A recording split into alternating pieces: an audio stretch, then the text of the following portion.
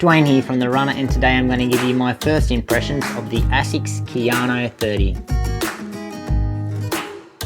So ASICS are celebrating 30 years of innovation with the release of the Kayano 30. So historically the Kayano is a stability shoe, so it's still in the stability category.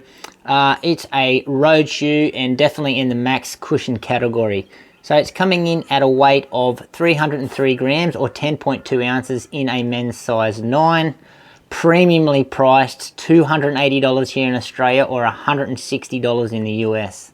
So in the upper, ASICS are calling this a engineered stretch knit. So the upper material itself, it's actually pretty thick but really high build quality as you expect from ASICS.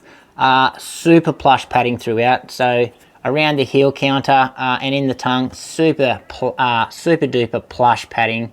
A really stout heel counter, so that's built like a tank. It's more of a traditional looking upper. Tongue is gusseted and really comfortable. With all that plush padding, I've had no dramas at all with the lockdown. Laces are fine. They've also got their X55 ortho sock liner. So that just gives that really plush step-in feel. That's really nice.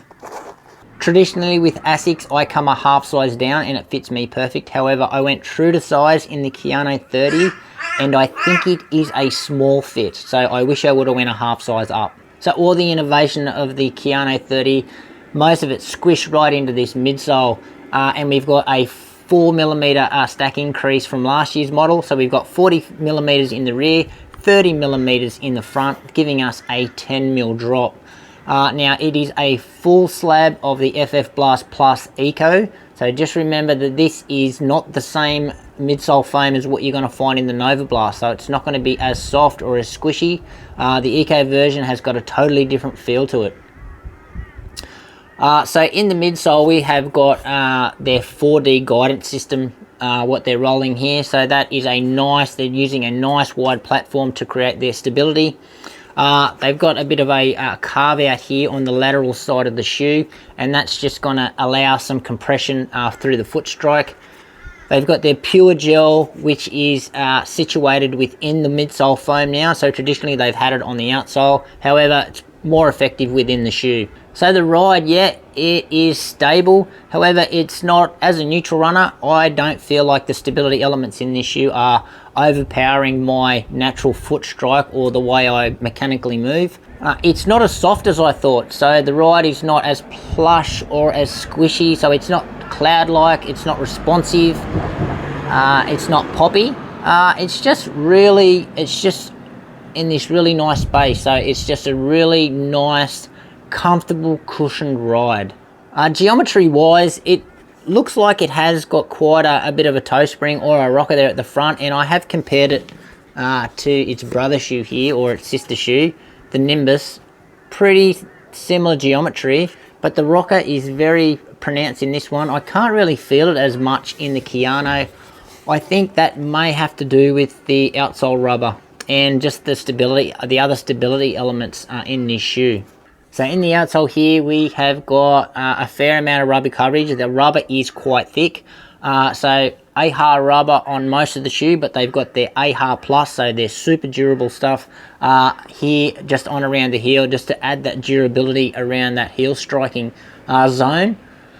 The tread pattern itself reminds me a little bit of the Hoka Clifton, but it's quite flexible through the forefoot, which I was quite surprised about. So you can see there, that's actually quite nice and flexible, so that's actually nice. So I think I'm about 50 Ks up in this one already, and there's nowhere visible on the bottom of this shoe, so durability for this one is going to go through the roof. So I'm actually liking the ride so far. Initially I didn't like it on my first run, however the more runs I do in it, liking the ride more and more. I love the elements of stability, how they are not overpowering, they're just doing what my foot needs. What I'm unsure about is just where this shoe is marketed to for ASICS. So it's, as I said, the stability elements seem to have toned down now, and neutral runners can now run in this shoe. However, I think when a neutral runner is coming up with a choice between this one and the Nimbus, so this one's $20 cheaper. They're pretty much the same weight, but this one's got a better step-in feel and the rocker's more pronounced. I don't know if I had the choice between these shoes, I'd be going for the Nimbus. So I think the Kayano, just the marketability of the Kayano for their neutral runners, I don't think it's going to win too many neutral runners over. I think they're still going to be sticking with the Nimbus. So dislikes for me is the sizing issue. So for me, my toe is smashing forward into the end of the shoe. So I should have worn a half size up from true to size. I'm negating that by wearing super thin socks, and I'm making sure that I've got the runners knot so my foot is not sliding forward in the slightest of the shoe. I think it could be caused by the 10mm drop and my feet is just sliding forward as the run goes on. However, when I just wear the shoe around, and if you would try it on in the shop and you would put your thumb on the front of the shoe, it looks like it would fit true to size, but maybe my foot is just sliding forward on the run, and that's causing me to think that this shoe is small.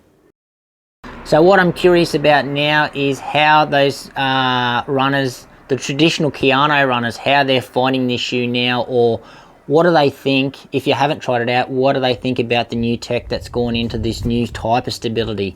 So does this new stuff scare you off and you've got to buy another shoe, or is the innovation that the new age of stability, is that stuff working for you guys? Anyway, let us know in the comments below. Anyway guys, that's it from me again.